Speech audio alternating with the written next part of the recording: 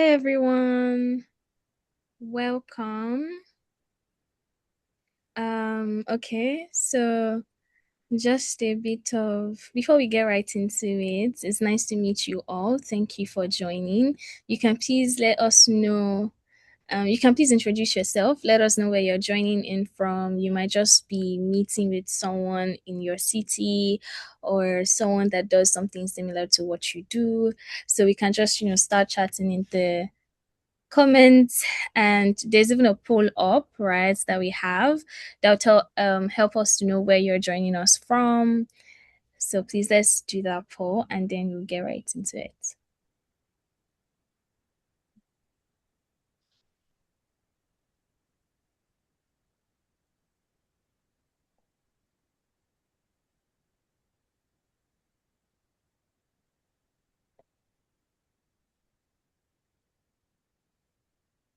Okay, I see we have quite a number of people from Africa and North America as well.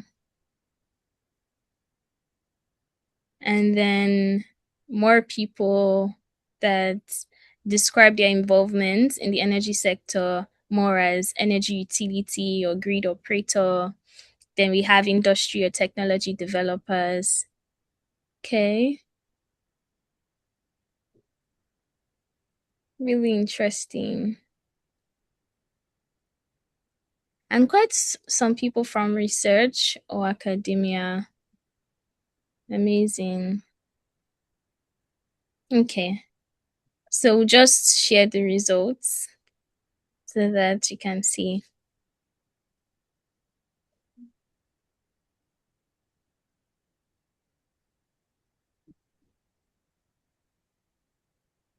All right. Okay. Um Yes. So, hi everyone. Welcome again. If you are joining us again, we want to say welcome back. And if you're joining us for the first time, we say welcome. We are glad to have you join us. In fact, you're in the best place you could be on a Friday evening, morning, afternoon, no matter the time that it currently is where you are. We are so glad to have you join us. And we assure you that it's going to be a packed session. So do ensure that you stick with us till the very end. Um, okay. I see some people already telling us where they're from, their names, and what they're interested in, and that's amazing. Okay. So, just for those that might be joining for the first time or through this webinar, I've encountered the name Chemotronics for the first time. I will just tell you a bit about what we do. And before I get into that, I will just also introduce myself. My name is Bolo Atife. I am at Chemotronics. I handle and lead the digitalization of our product and also facilitating webinars that we have like this. And we're super excited to have you. I'm very, very excited to be having the line of speaker that we have today and the moderator as well, and pieces session. It's so packed, you guys. So I'll just get into what Chemotronics is about and what we do. So Chemotronics is a clean technology company committed to accelerating Africa's transition to a net zero energy resilient future. We pioneer solutions that combine clean energy technologies and decentralized energy systems and inclusive climate strategies, especially for undeserved communities. Our work is grounded in sustainability, innovation, and equity. And one of the ways we're doing this is through leading energy transition conversations like this one, right? And this is actually our fifth episode in the energy transition series. The very first one, we talked about understanding the role of carbon markets, and the second, we talked about how digital tools are accelerating in its zero future. The third was on the future of clean energy, EV, and solar. And the fourth was regarding energy storage and deployment pathways. Before I proceed, is anyone did anyone attend any of these 4 episodes that we had in the past? You can signify maybe the thumbs up to show me that maybe you were present, so I can recognize you as an OG.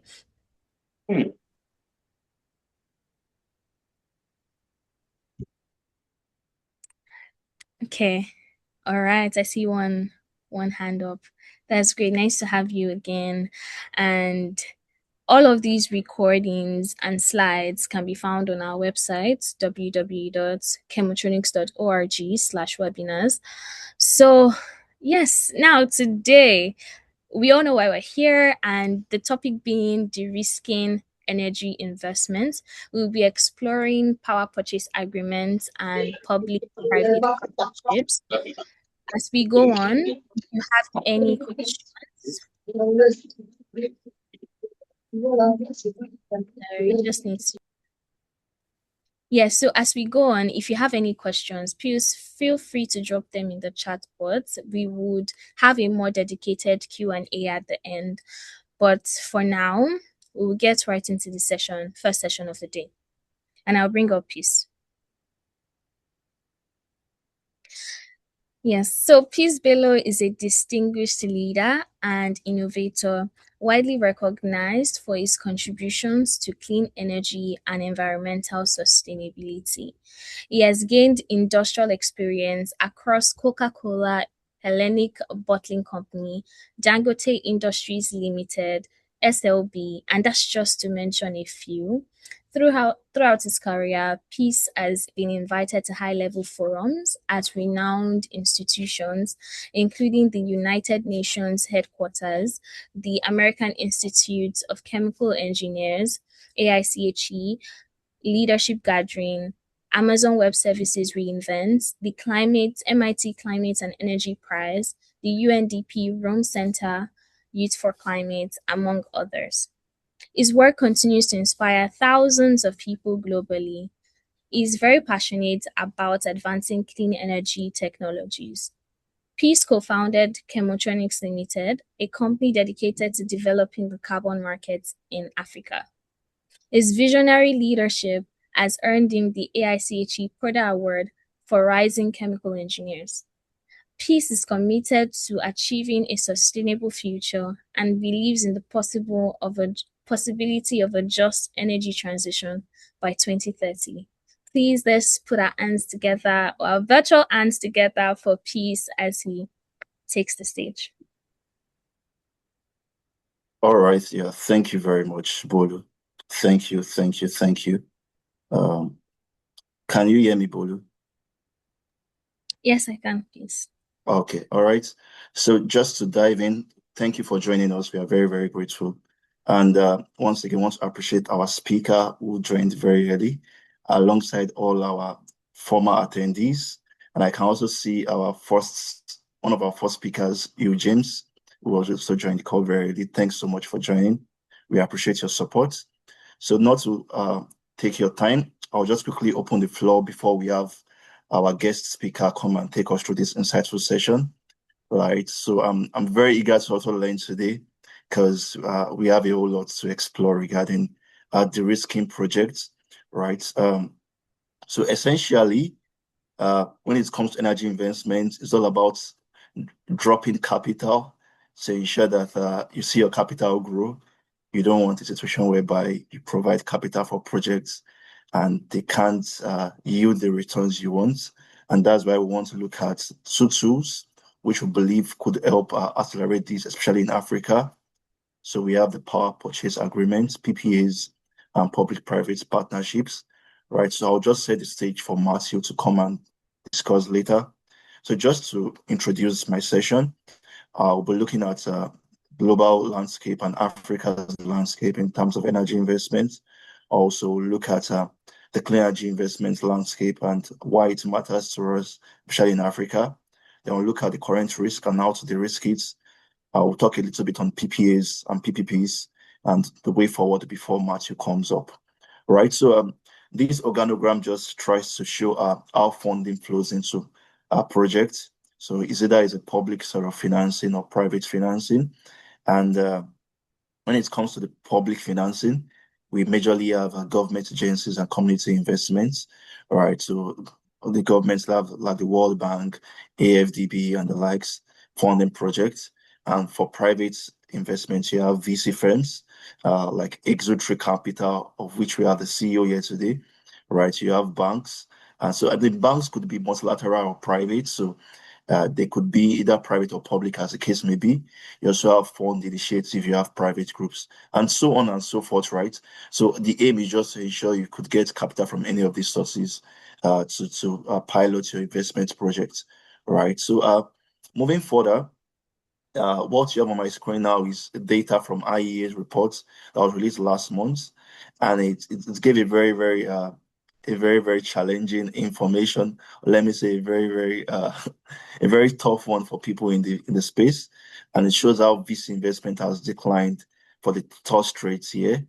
And I one would wonder why this has happened, right? So we can see that for early stage startup, they have a market exchange of around 6 billion US dollars. Is estimated to drop to 3 billion US dollars this year, right? So the slope has just been going down for the touch rate, and it's caused it's a note of concern, right? And we really hope things could change very soon. Also, the status of the market shows that most people are focused on their domestic markets. So you see the funds flow from North America, staying more in North America, Europe trying to stay more in Europe. Although you still see them opening to other markets. I think North America is like the maybe say the most benevolent markets because they are trying to pour into other markets like Europe, China, and even the rest of the world. But you can just see that it's trying to shrink more and more, right? So this is a lot of concern for most people in the space, and we are here to provide solutions today, not just talk about the problem, but to talk about the solutions. And what we've noticed is that the public and corporate venture capital investors have not closed the gap left by private VCs. So we want to see why this is happening. Why is the government not coming to close this gap? And how can we work together to solve this main challenge? Right. So, and moving forward, like I said, the government's funding in energy R&D dipped in 2025. So we've just been seeing not so good news. Right. So, but it just points to one thing, that the focus of government on energy related R&D has changed.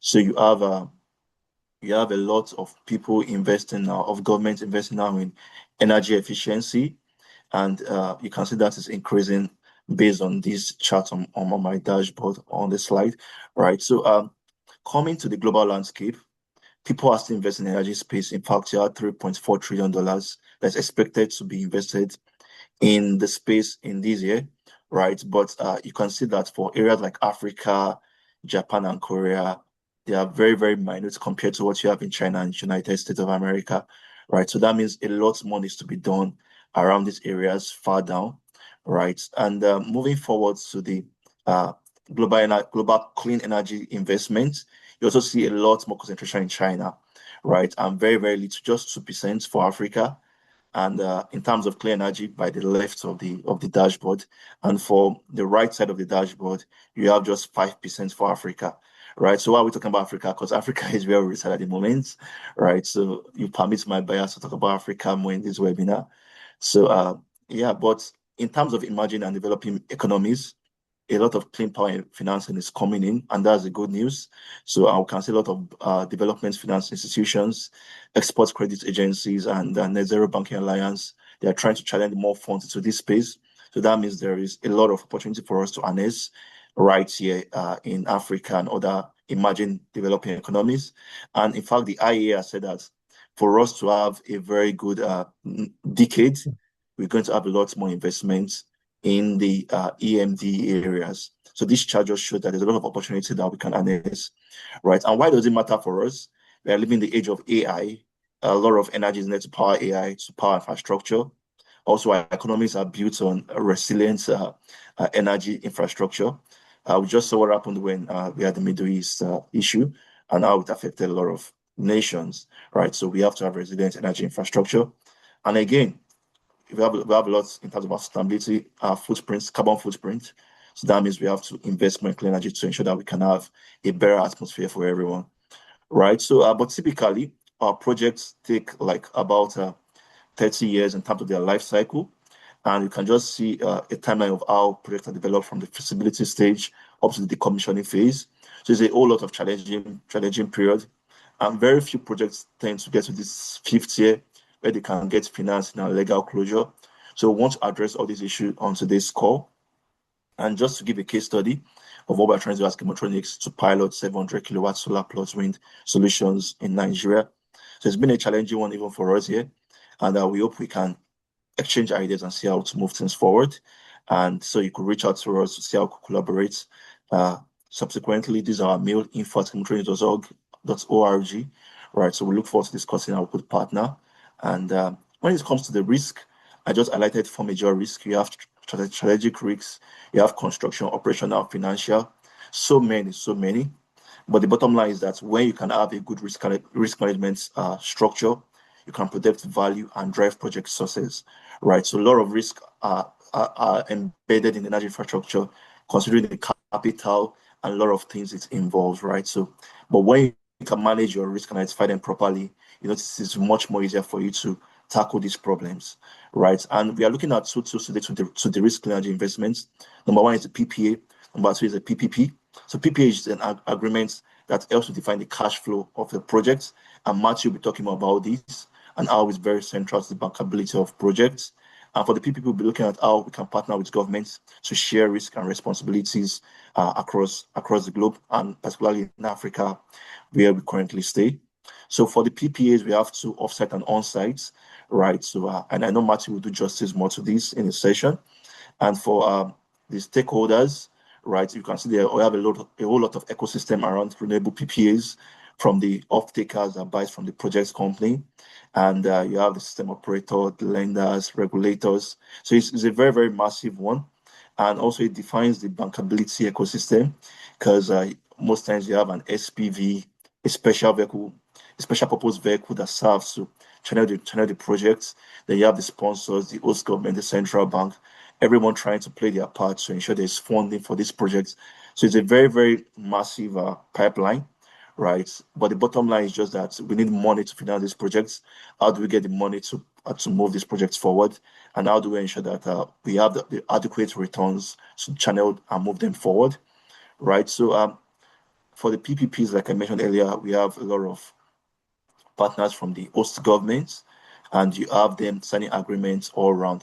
So it's a very, very massive cycle. And I would not want to bore you much on this because I know Matthew will do justice to this, right? So moving forward, you can see that there are a lot of models for PPPs. You have the design, build, finance, operate, and maintain model, or the BOOT, build, own, operate, transfer model. So these are very spectacular models that you see operating everywhere.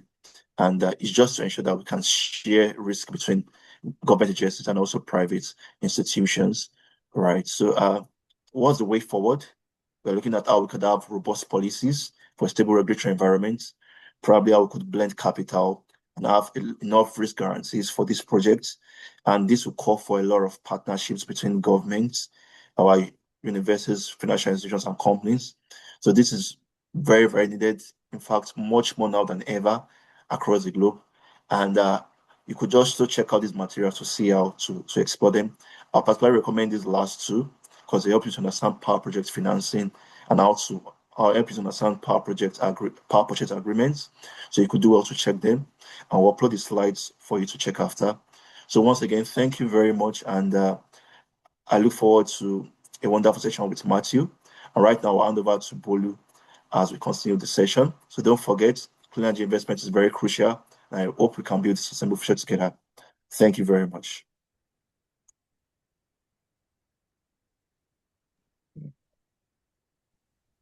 Thank you so much, Peace, for that session. It was such an insightful welcome address. I'm so sure that we learned a lot. If you do have any questions regarding Peace's session or any question at all regarding the topic, please just drop your questions in the chat and then we'll be sure to respond to them as quickly as we get into the Q&A session. All right. I think we can take another poll. Peace. Oh, we should just Okay, get all right. bringing Matt. Okay, so I think yeah, we can take another one. So I think it's live now. Yes, it is. Okay, Okay. so So this is just to really assess our knowledge on how much we know, what type of energy projects where we have worked on, what stage of project investment have you experienced, and all of that. Yeah.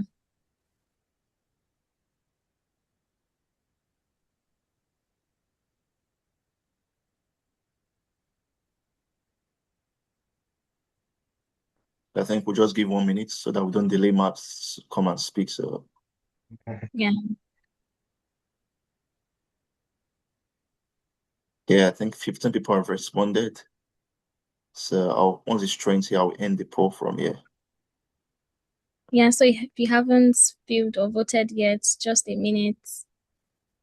Please vote. We'll be ending the poll in exactly 1 minute.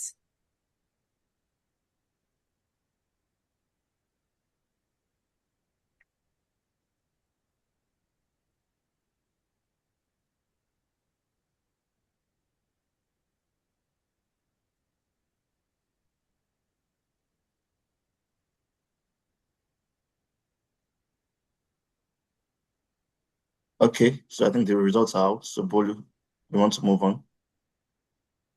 Okay. Okay. So we have 74% saying they have a medium level of knowledge.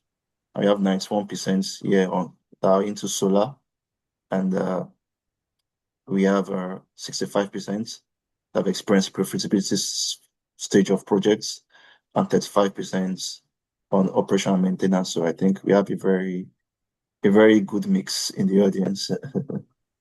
All Mhm. right. Okay. So um, thank you very much. So right now I'll be bringing up Matthew, but before he comes up, I'll just take his bio. So Matthew Williams is the founder and CEO of Exoteric Capital. It's a sustainability-focused investment and an advisory firm, and is currently raising a proposed 150 million Australian dollars, 150 million Australian dollar exotrainium industry fund. He has over 35 years experience across corporate and investments, banking, infrastructure and private equity funds management, project finance and government advisory. He was part of the founding executive team at Hastings Funds Management and COO of the Utility Trust of Australia. He has helped to grow infrastructure investments across renewable energy, transport, airports, water, and telecommunication. And he has a lot of experience working with governments and corporations in Australia, the Middle East, and emerging markets like Africa. And he has done a lot of businesses from airports to infrastructure and sustainability. So, can we, with a standing, or let me say a round of applause, not standing now, can we just use our emojis and react and just welcome as we bring up Matthew to bring us to the session for today? So, I hand over now to Matt. Thanks so much, Matthew, for this session. He's actually staying up late at night just to do this for us. So we are very, very grateful for this very opportunity and privilege to share from your wealth of experience around PPAs and PPPs. So I will stop sharing my screen now and hand over to you. Thank you very much, Matthew. Okay. Well, thank you, Peace, and thank you to Chemtronics for the invitation here. I'll just get my slides here.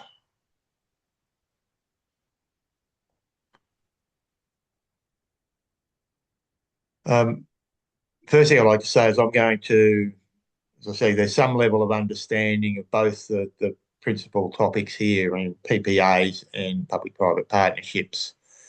I'm going to look at this topic from the point of view of an investor rather than, say, an investor or a lawyer, rather than an engineer or a lawyer. Um, but it's really to give you a perspective from the person writing the check. Um, as Peace mentioned, I've got a long history. I started my career actually in mining finance, which is what first brought me to having to look at finance in Africa. Um, I then shifted across to infrastructure and energy. I won't go over the ground that piece has, but I'd say I've been on all sides of the table. I've been a lender, I've been the equity investor, I've been a project developer, and I've been inside government in putting together PPPs. So some of my examples when we talk about PPPs won't necessarily be from the power sector, they'll be from other sectors. The principles are pretty much the same, and I'll highlight some of the risks better because they're things that I've actually experienced. Very quickly on Axle Tree, what we are is we're focused on the application of technology to issues of sustainability. That means principally a focus on energy, water and waste, and as applied in industries that are hard to abate, manufacturing and minerals processing, building and construction, transport and agriculture. We're whole of life cycle, so we will do venture capital, but we will also invest in utility scale projects.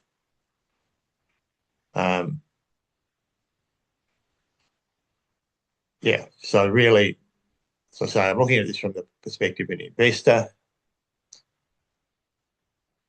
and thinking about PPAs and PPP as just some of the tools that we use to help attract the funding. So I'd like to ask you to think about now the biggest barriers to projects that you've worked on and what's been the barrier to getting investment into your project. Is it perceptions of technology risk? Is it there just isn't capital available?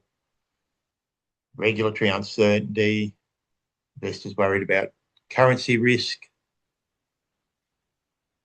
Is the development capability there in your market? Is there community acceptance of what you're trying to do?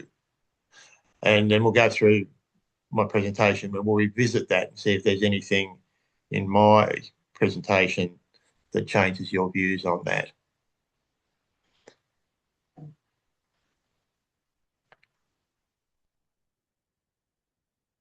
Okay. That's interesting. Okay, I think we close that off. Lack of capital, regulatory uncertainty in the capability, currency not so much, and pleased to see technology very low down on the list.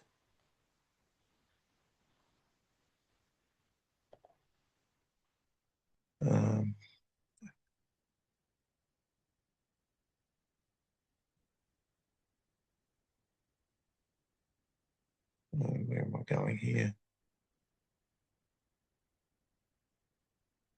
Okay, so making sure I'm in the right place. So what do investors look for? Cash flow. In the end, that's what your investment is. It's your writing a check that's going to produce for you a stream of cash in the future.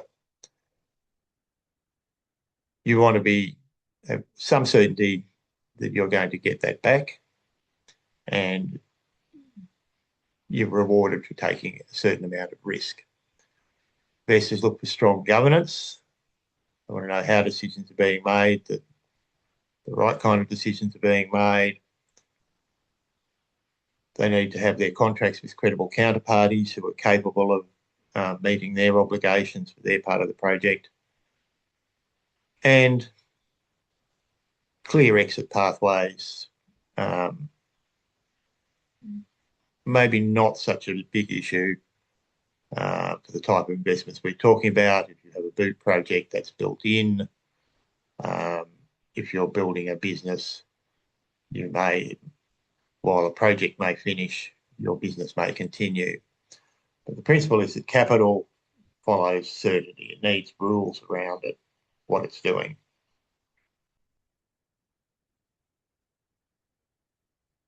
So that leads to some very simple questions. Who pays? Who's your customer? Have they got the capability? Do they need what you're selling them? In this case, power. Can they pay for it?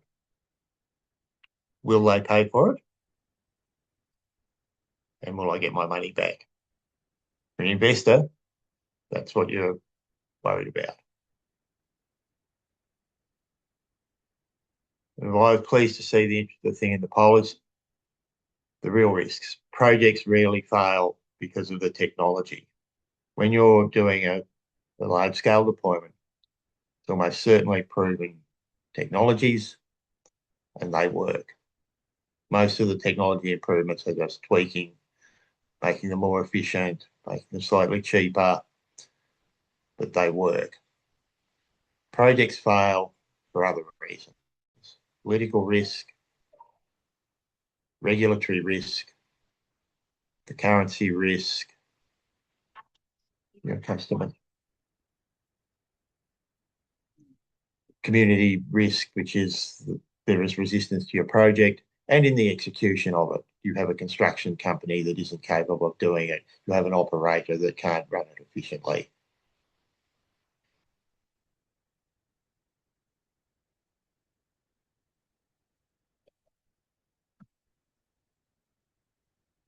So let's have a look at why governments use PPP.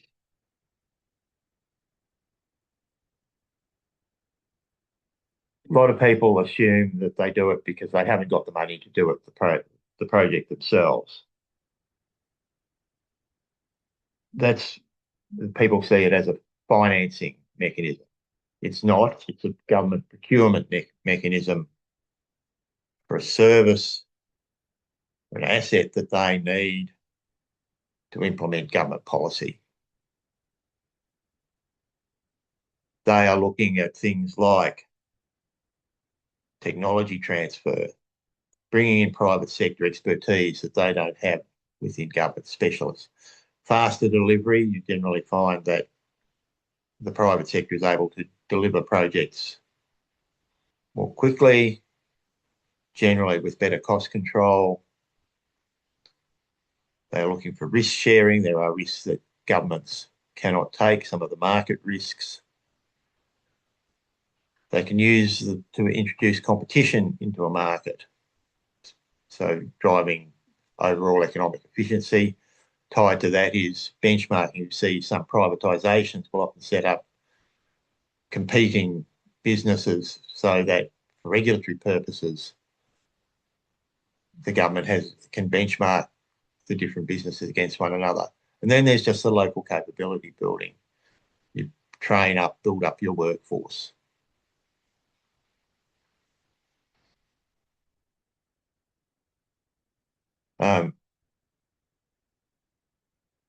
Yeah. So what PPPs do is allocate the risk. And one of the basic principles of project financing for anything, whether it's power, whether it's mining, whatever, is you allocate the risk to the party best able to manage it.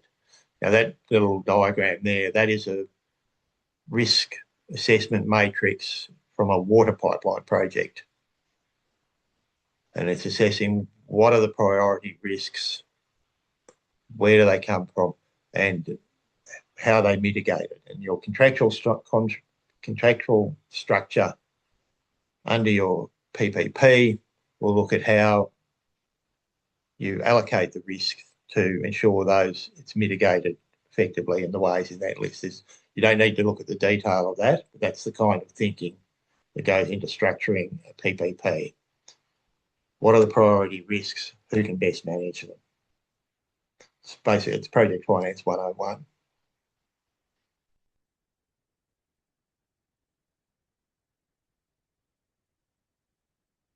Second thing about PPPs is that they create markets. So governments aren't just building infrastructure, they're building whole industries.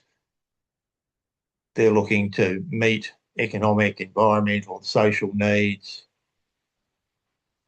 You might look at a power project. but it's also, a power project might also be health, might be education. It might allow you to have a water treatment plant.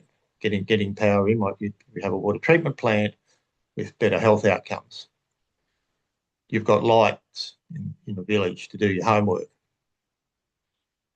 It's not just about getting the electricity there. There are other social objectives. The other thing they can do is that they can create other markets. Well, there are things that governments can't do. The private sector can. We had a project where we had one anchor business. We had some offtake from other parties, but to make it economic, we had to generate a new industry alongside it to use the full capacity efficiently. Government's not set up to do that. The private sector is.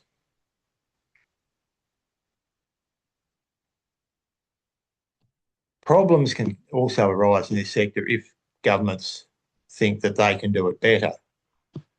And I'll give an example there of a project in Australia that I worked on. There were two competitors bidding for this project. The government asked them to join forces. We looked at it and we thought, yes, we can. This makes sense. So we spent about a year on that tendering process. It would have been 18 months to project completion from there. Then the government changed their mind after we'd wasted all that time and our tendering costs, decided to do it themselves. At that point in time, I took a contract in Abu Dhabi, moved to the Middle East for 4 years, and came back after that 4 years was up and found that they'd only just completed the project themselves.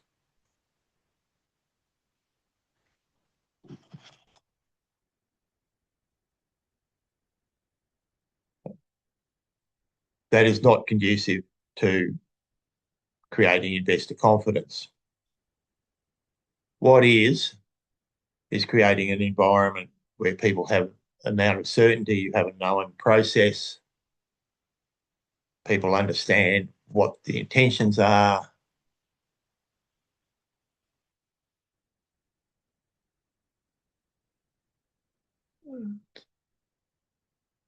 And I happened to come across the EcoWaste PPP framework a few years ago when it had just been put in.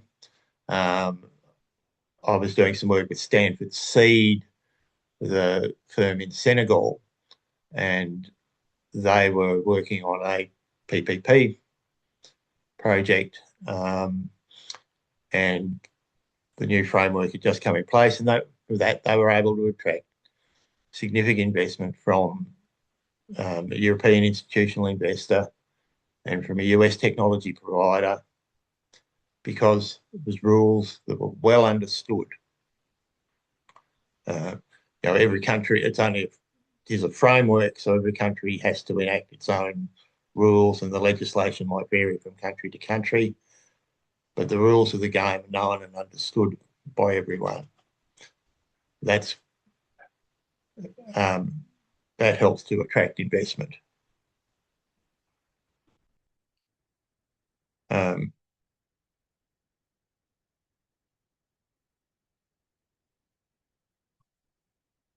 The next thing is to understand and here's another stakeholder wheel similar to the one that Peace put up earlier, understanding that.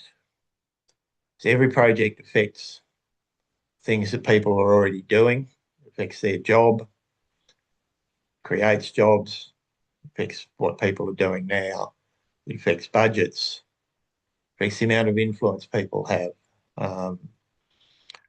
I looked at PPPs in the Middle East that would have taken out chunks of a business or a government business that was under one person's control, and they were resisting that because of the status of having that many employees and that many helicopters and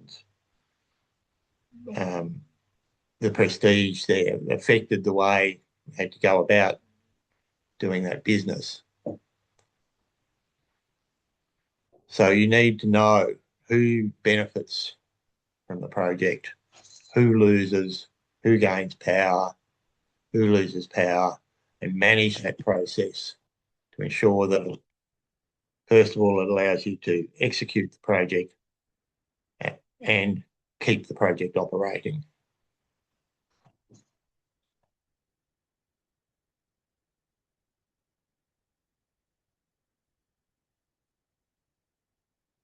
Turning to PPAs, what a PPA does, it provides revenue certainty. It's about bankability,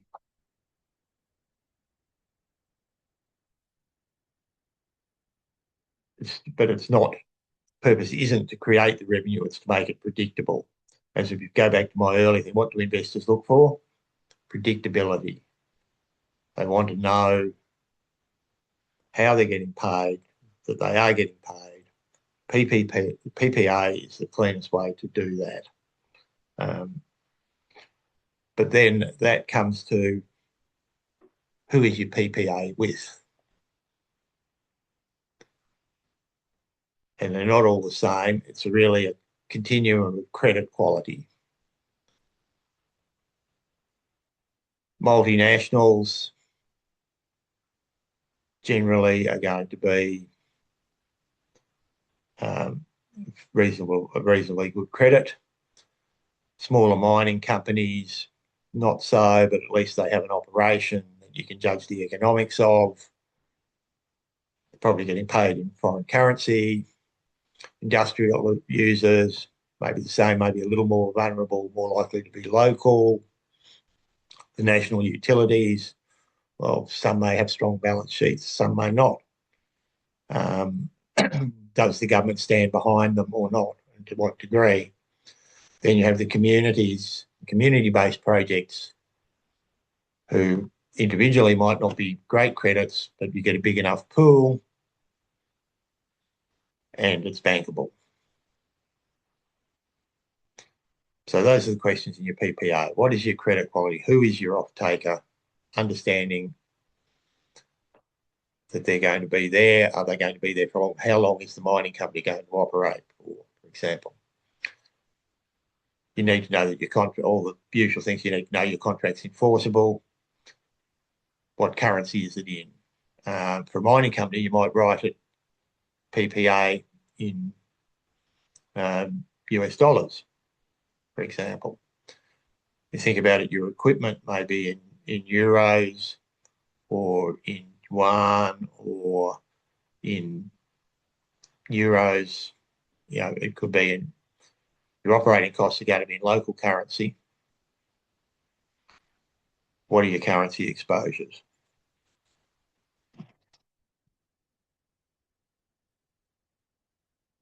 Again, Peace touched on this.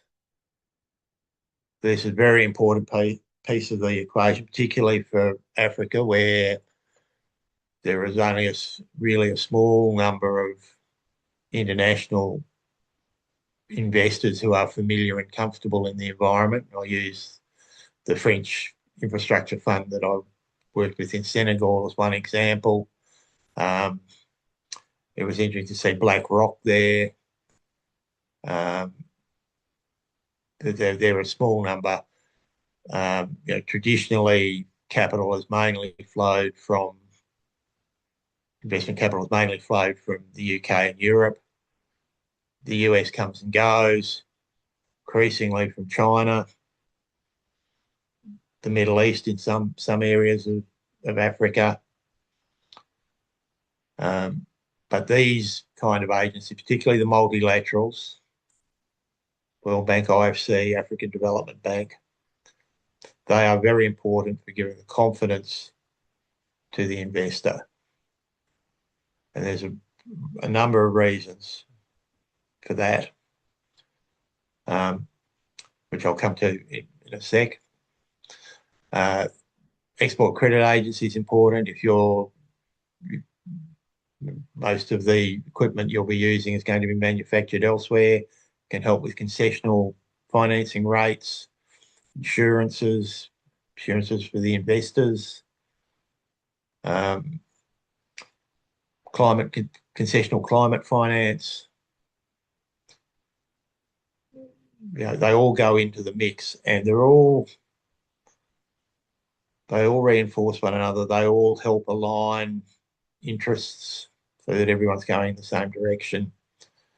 But focus on the multilaterals. They give a project credibility. They've helped design the frameworks that we're using here for PPPs. So they impose a level of governance on the projects that they finance. They keep the procurement discipline. They set environmental standards. They help with political risk, both through insurance, but also just being able to persuade the governments that they're dealing with to behave in a way that allows the project to proceed. So while the funds are obviously nice, sometimes it's the confidence they give to investors is more important. Having them there, knowing that they can help ensure that you're going to get your money back.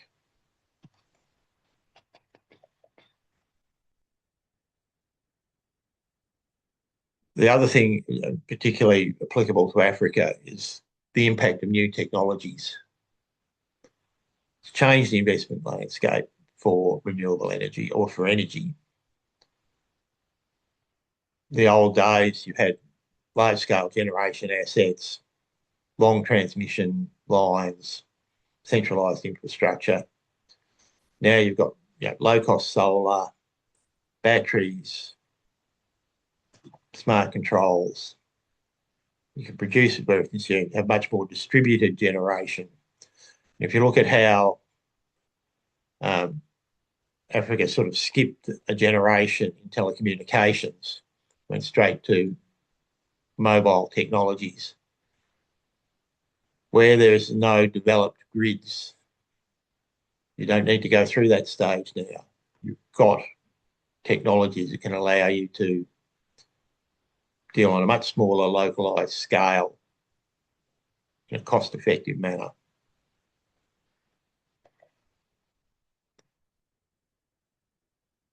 So say this is and this is also an issue in Australia and other places, I might add. I think this slide's fairly self-explanatory. So is it investable? Without government support at the small scale, probably not. Get enough individual units in there, villages, you get diversification. Yes, it is. So aggregation, standardisation of your contractual arrangements, build a portfolio of the assets. You replicate it, you can roll it out, keep rolling it out, looks the same wherever you put it. That's financial. That's financeable.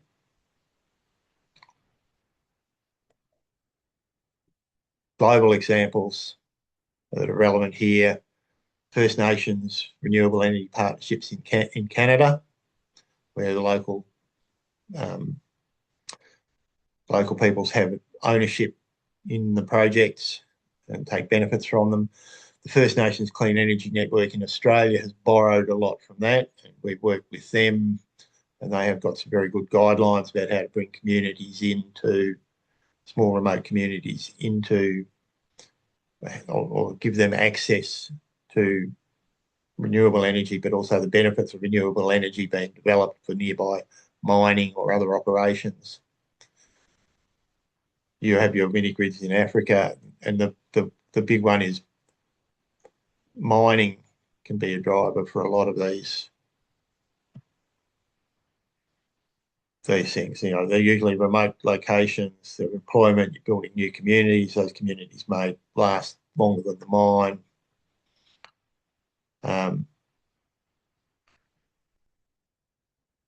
But communities, communities can be real partners in these things. They get benefits from it, and in turn, they give people like the mining companies their social license to operate in their region.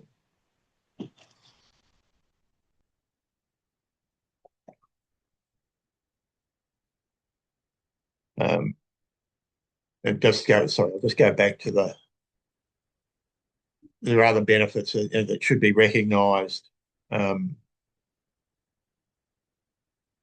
when we're talking about communities. Um, the developers should recognise the social license aspects of it. I worked on a hydro project in the Philippines, and there's some jobs during construction, but not a lot operating. But the project was very favourably received by the local village because the development company built a bridge over the river that flooded for 3 months of the year during the typhoon season. And all of a sudden they had year-round access to the main market town. So developers need to be mindful of the local communities. Uh, the last piece of that is, and it ties in with PPAs a bit, is carbon markets and the risk in policy. If I look at some of you may be aware of Cocoa Networks, which is a company that operated in Kenya. One of the founders is actually a friend of mine I met while working in Abu Dhabi. What they did was bioethanol cooking stoves, and they had a system of dispensing machines, and they were replacing wood as a primary fuel for cooking and heating. They subsidised that. They had over 1 million households in Kenya. They'd invested 300 million in their infrastructure, but the economic model relied on the sale of carbon credits into compliance markets, and the Kenyan government did not sign off on the sale of those. So the economic model collapsed. And so what had been touted as being a unicorn, about to list for $1 billion, shut up shop. I don't know that earlier this year. I don't know what's happened to the customers that were relying on them, that had changed to the cleaner fuels. But if your economic model relies heavily on policy, on particular things like carbon markets, you need to be wary. Investors can price risk, they can't price the uncertainty.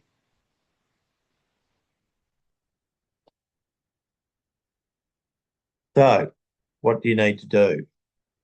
Bankable cash flows. Who's paying? Are they credit worthy? Strong governance. And then the other bits, particularly if European investors in particular, the sustainability reporting requirements, alignment with their taxonomy and how they measure impact are important. They are also conscious of community engagement because that reduces the political risk associated with the project. There's broad community support. But you can't overlook their reporting requirements and the sustainability reporting. That will go through to things like supply chains, ownership structures. They will go back a long way. But you have to do it if you want the money from those sources.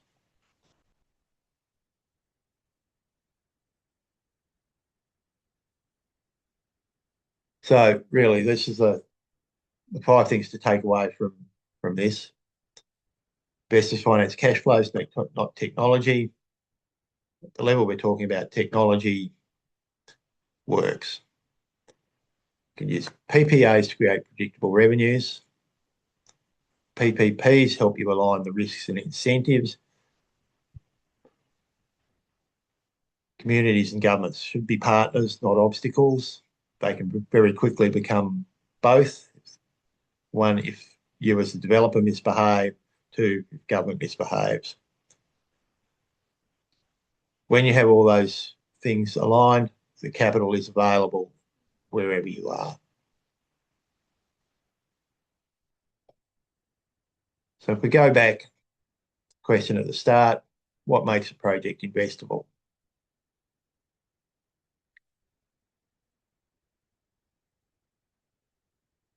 Proven technology, access to capital, government support, strong management, predictable cash flows. What do we think?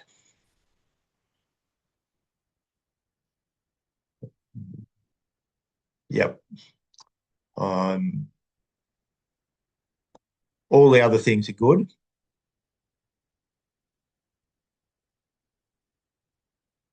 But knowing what you're going to get paid, when, by whom,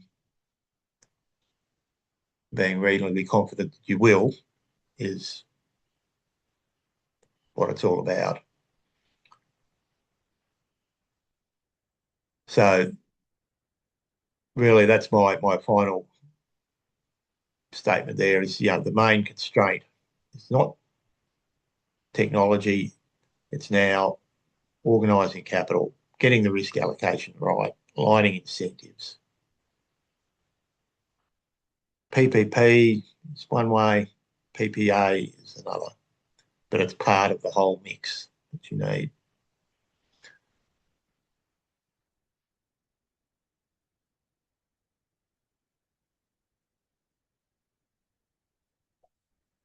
Okay, no, that's predictable cash flows. So I'm happy if anyone wants to contact me looking for any more information. I'm open to that. I think Peace gave you a very good list of sources for a lot of this material, some of which I had on my list to suggest as well. But I'd be happy to take inquiries from anyone after this. But that's me done, and I think we're ready to move on to the next. All right. Thank you very much. Thank you very much, Matthew. Can we just give you a round of applause? Thanks so much. Thanks so much. A lot of questions already in the chats. So I know we are all ready for the Q&A, but let's just take a short break. So by 5:00 to Nigerian time, in 5 minutes, we'll start the Q&A. So you could just get a glass of water or take some coffee. So a lot of questions are in the chat. So once we come back, we'll start with the questions. So we have a 20-minute Q&A session. So do also drop your question. We'll try to answer as many as we can because we already have 7 questions before the session. So just do well to drop them. And in case we don't get to your question, don't be angry with us. We'll try to do an FAQ after the call to ensure we can respond to you. Right. So thank you very much for staying up till now. So just go on a short break. Yeah, I'll leave my slides up in case we want to go back to them during the Q&A.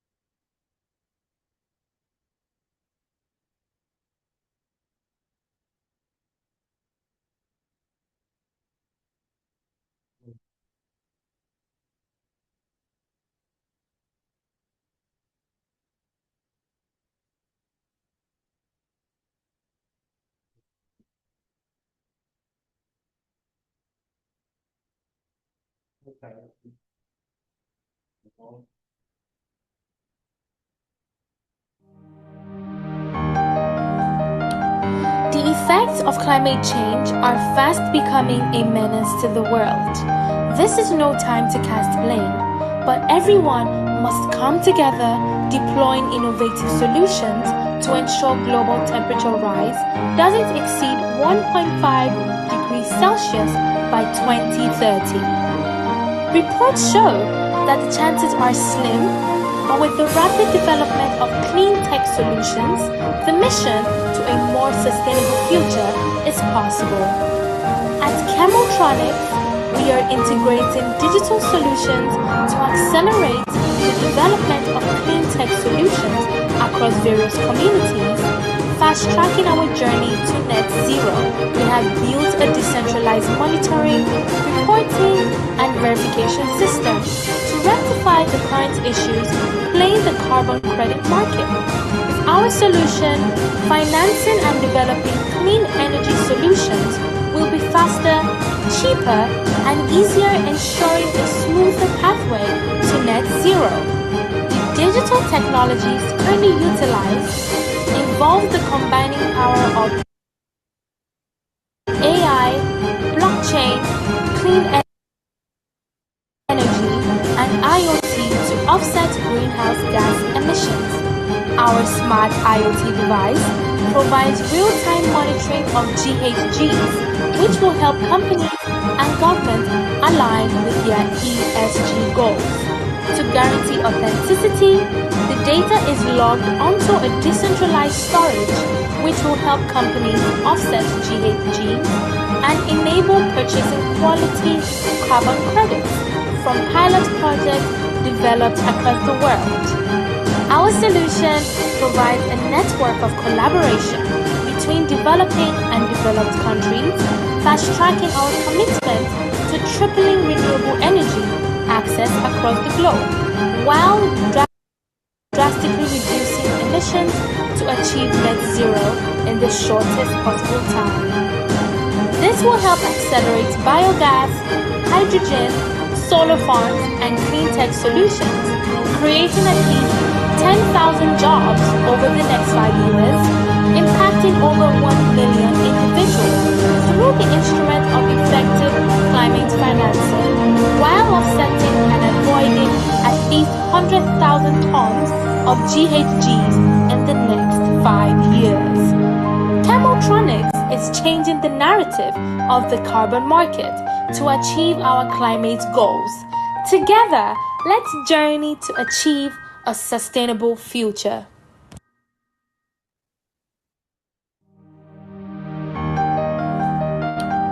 The effects of climate change are fast becoming a menace to the world.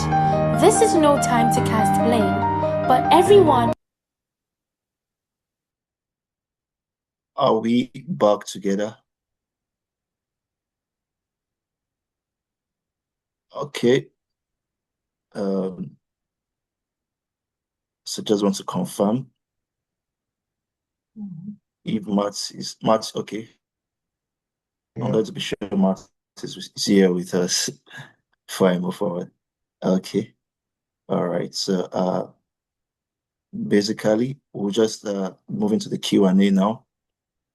And you could just follow us on our social media pages if you've not. So we're on LinkedIn, IG, and X, just to stay in line or in tune with what we are doing. All right. So you could also share the YouTube link. We are live streaming so that everyone can be a part of the Q&A session. Right. So we have some questions in the chat, but I also have some here which were sent over before the call started. So let me start with the very first one here. So these attendee wrote, from Exotrue Capital's perspective, what are the most common weaknesses you see in PPAs across Africa that prevents promising energy projects from reaching financial close or final investment decision? So I don't know if Matthew would respond to this. I think you touched a little. Yeah. Okay. Yes. Look, I'd have to say that the PPAs in Africa that I've looked at have been actually quite good, and there have been projects that have gone on to close. The main one that I've looked at was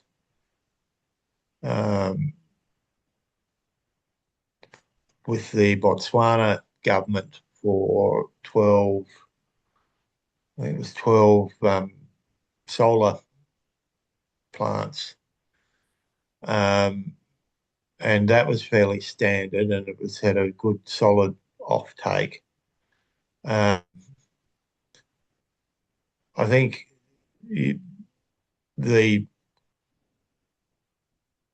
the PPAs are generally fairly straightforward, and the main things I would be looking for is one, the counterparties, the strength of them, and that would probably be that. I suspect that is likely to be the biggest weakness, is who the purchaser actually is and what their capacity is. Um, I don't think there'd be much wrong with the structure of the agreements. There would be, do the market arrangements and rules in that jurisdiction allow you to do what you're trying to do in the PPA? So I haven't looked at enough, or I haven't seen enough that have gone wrong to make to give a definitive answer on this.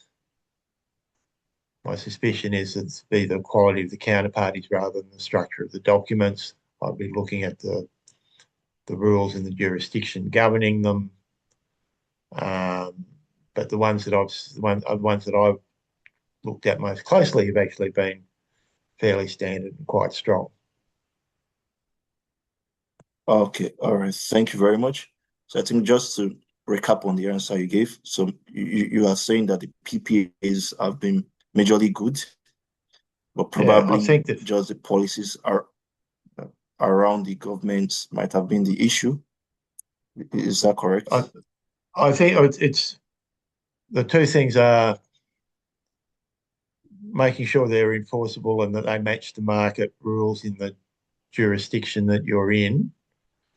But I suspect Okay. it's the quality of the counterparty, the credit worthiness of the counterparty would, I suspect, be the biggest issue with PPAs. It's the way, as I say, the ones I've seen have been fairly straightforward and standard. They don't have to be complicated documents. Yeah. So I mean, just to be clear, the counterparty is the off-taker, right? Yes, the off-taker. Okay. So I think that was one of the major things you highlighted in your presentation, that Yes. most times when you have multinationals as off-takers, it's very easy to get funding for the project. But when you have like smaller groups of people, maybe smaller companies as off-takers, Smaller people are companies, really, yeah, people are worried about the credit worthiness. communities. That's you need to build a bigger portfolio. And Yeah. who is the counterparty when you have a community? Do you have to set up an organisation to be the initial customer, and then it has, so you're dealing with Okay. multiple All right. layers. Yeah. I don't think that's a Thank you very weakness. much. I think that's something to be dealt with. Yeah, sure. So I want you to take this question in line with that. So this is from the chat.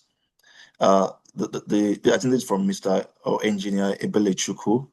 So he's saying that he okay, how do I assess funds for C&I projects, commercial and industrial projects, as he has potential customers, but there's a situation whereby there is an option for instrumental payments of a power as a service model. So the customer wants a PAS model for payments. So he's asking that how does he assess funds for this kind of C&I project? Sorry, just I just missed some of that. You just repeat that, please? Okay, so I come again. This question is how can he access funds for commercial and industrial projects? Projects. He currently has C&I customers, and their one option of payments is for power as a service model. So they want instrumental payments. So it's asking Right. of how we could access funds to develop this kind of projects. Look, C&I projects, there are a number of different models there. One is, who is the customer, and it's just are they going to be able to pay? The model of how their payments come and is calculated. It's just something you need to assess against your own costs of providing the service. The other thing that for C&I type customers to look at would be um, putting it behind the meter, and so it becomes an integral part of their operation. Um, they're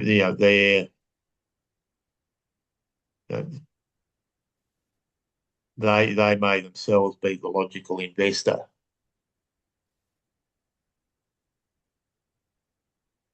Okay, so I think all I'll just say is probably the person could mail you after for Yes, much more insights. Yes, I yes. think if we could send you a mail. There are different ways of doing that. Yeah, I mean, yes. I'm looking at one at the moment. Actually, it's a waste to energy project, and we have a potential industrial partner in that, and they're a recycling business, and the waste that's being used in this waste to energy is non-recyclable plastic, and so they can control part of the feedstock process, and they use power in their other operations, and so we're thinking, well, Oh, we might still own the plant, but we'll put it inside the fence, and it just serves that user. Um, okay. So yeah. So I'll just say that for engineer yeah, Ebele Chukwu, you could just I said Ebube Chukwu. Sorry, I said Ebele. Is engineer yeah. Ebube Chukwu. You could just send a mail to Matthew So, after this so send call. it to me, and I'll have a look at it because you can Yeah, tailor it very specifically to the client, I think. yeah, yeah. So I think similarly for Shamsuddin Omar is also a personal question. So I think you should send him a mail after the call. Then the Mm. second one I'll be taking in the chat now is what is the structure of a PPA? This is from Aviz Ajibade. So the question is, what is the structure of a PPA? I guess you've mentioned that during the call, but maybe you just want to re-echo it.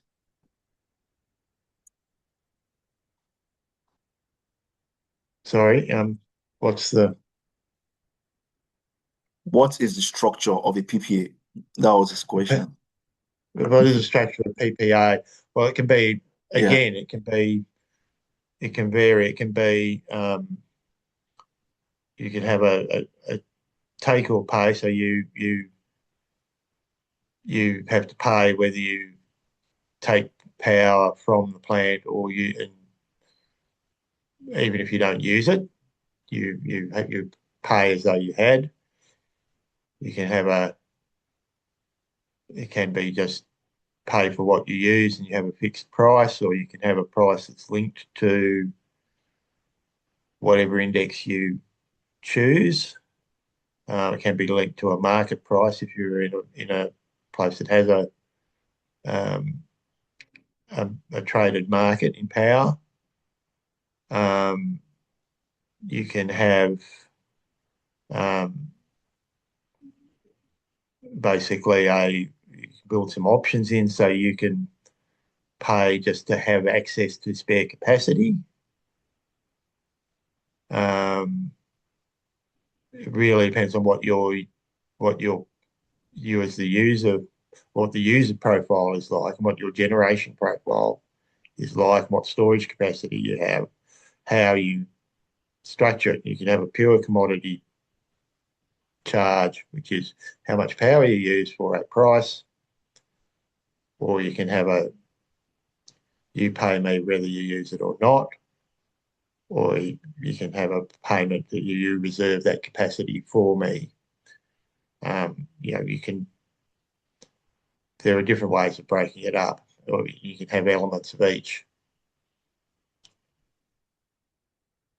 Okay, so I think the second and third questions here are similar to what you've touched on, because what we have Yes, is about creditworthiness. I think you touched on that earlier, because of I think I'll just move on to Hugh's question, yeah, because you talked about something on currency exchange. I think this is one yes, major issue. So, how should governments and lenders collaborate on foreign exchange risks without making electricity tariffs unaffordable? So, I think it's similar to the question you, James, asked in the yes. chat. Who was our Well, former and speaker last year? and it's a good one. The governments are the people in the best position possibly to manage it. Um, Depending on if yes. So if it's, well, depending on your end user as well. So if you have a mining project, their revenues are probably in US dollars, so you could pass it through. Um, but um, the the main one is government. Probably, for most purposes, government probably needs to absorb it. Um, that's particularly in countries where there is a pegged pegged currency. Um, well, yeah, the, I'm thinking out loud here. The other thing, the government probably has the capacity to enter into a long-term foreign exchange swap. So the Okay, government would have so the I balance think, sheet to provide a hedging product that the private sector party might not be able to do. okay. So I think what you're emphasizing is the government has a very major role in terms I of think so. Uh, protecting. Yeah. Okay, so I'll just drop your mail in the chats because I see there are a lot of yeah. questions and I don't think we can fake everything. So what I'll just No, advise is they should and send some of them, you, some of them, I'd like to give some more thought to, and yeah. give a proper written answer. Okay. So I'll drop your mail in the chat shop shortly. So let me move on Yeah. to the remaining two questions. Okay, so this one is about at what point should you request for concessional financing from development banks to I catalyze think private you investment? involve them as always involve them as early as you can. As soon as you have a clear formulated concept for the project, get them in there, make sure you can meet their requirements. Um, they will, just them being there will give the institution, will give investors confidence on governance, on political risk, apart from the economics of being able to get some concessional financing. Um, just get them in early. They will give good advice, and there's no point in going too far down the track and finding that you've done something that you've done that could have been done differently, is precluding them from coming in. Get them in early. All right. So I'll just take the final question here. If you were advising African governments today, what single reform in PPP procurement or PPA structuring would unlock the next 100 billion US dollars of private investments into the continent's energy sector? So this is more Um, about policy reforms. I, Yeah. I, I think PPP procurement is just make sure that your country's legislation reflects the wider frameworks that people are used to and understand. Okay. That is that on the PPPs. On the PPAs, look at how government can help aggregate the demand for distributed generation and the smaller units, how they can help aggregate that into a single credit structure that's investable, whether it's them standing as an intermediary somewhere, um, providing some level of guarantees, but allowing the aggregation to assisting the aggregation of the small units of demand. Um, if you think about it, if they'd been doing it in the old days, they would have been putting themselves at risk for a whole transmission grid. It's probably less risk to them and less cost to them to provide some kind of support to community-based initiatives that allow those community-based Okay. initiatives to be aggregated. So it's more about them developing policies that makes it easier for communities to be able to Yeah, pay the tariffs for those projects. Yeah. yes. Okay. So And so I'm I mean trying to. that's part of the PPP thing. Is if you the government should be looking at what's an affordable tariff to the end consumer. If that doesn't meet the return requirements of the investors, the government needs to look at do the wider economic and social benefits of that justify me Mhm. topping up the tariff so that the investor can make their required Okay. return. That's the PP. That's always the PPP question. If I have to put some money in to get Okay. All the right. investors their return, do the other benefits outweigh the cost? All right. Thanks so much. So the last question. So I will just say every other person should send the mail. The mail is in the chat, so you can send the mail to Matthew. But the last question I have for you, Matthew, here is from Gideon Oyeinka. What do you think about securitization as a de-risking tool for energy investments, particularly in development of large-scale solar PV projects? So I'll come Uh, again. What do you think about securitization as a de-risking tool for energy investments, particularly in the development of large-scale solar PV projects?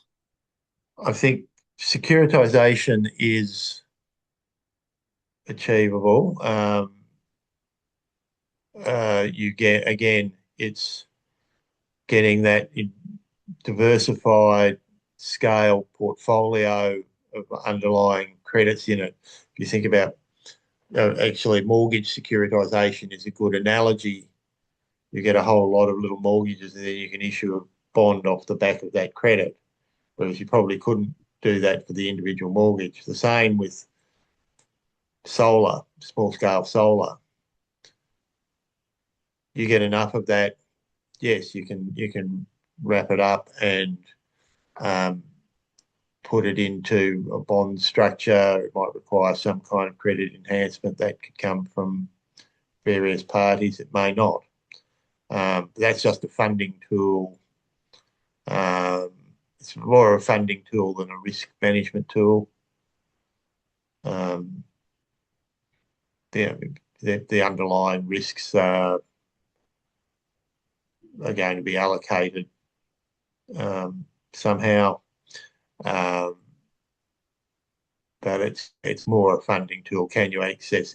Does it create a series of cash flows that suit a security that an investor for an investor. Um, Yeah. yeah, it's All right. probably more a Yeah. funding mechanism. Yeah. So I think thank you once again. Can we just appreciate Matthew for the for answering our questions? So like I said, I mean the time is running very fast, so you can just do it, send a mail because like you said, some of these questions require a lot more thoughts, right? So we would need to actually reply them in writing. So just do well to Yeah. reach out via mail. And I don't know if you has anything you want to say on the call because you was our last speaker and I saw you drop the question. Yes. So probably you has something to say. I'll give him 1 minute before we do our vote of thanks. Mhm. Thank you, Peace, for uh, being so nice. I really wasn't the last speaker. I was a little bit earlier than that. Matt and I have had an interesting history together. He was a director of a company I was CEO of. So we've had an opportunity to work together, and he was one of the most dependable directors in the business, and also took a very studious perspective of what was happening. And I think that he's brought and demonstrated that studious approach, and that the real value of the connection that you've made for people with Matt is he is very much a promoter of projects, an investor in projects, and he has an ability to see deficiencies in your plans and make things possible. And I really wish that when you had been doing your demonstration of what Chemotronics is trying to do, you had actually had a prelude of where Matt had taken a look at your plans, because a number of the questions that were asked actually fit into your own project. But it's good to see Matt again. It's been a Yeah. long time since we've seen It was each other. last century. It was last century here. We won't tell them It that. was it was a century ago. You are correct. And so, but Matt, it's good to see you and to Yeah, hear it's a fair likewise. dinkum Aussie accent again. And I hope to have a chance to see you on some future trip back to Yes. Australia. Well, we've also just opened our US office. All Where did right. you open it? LA. It's a long story, but my co-founder and chief investment officer, his son won a basketball scholarship to one of the schools there that's a feeder into the college system. And so, given that we're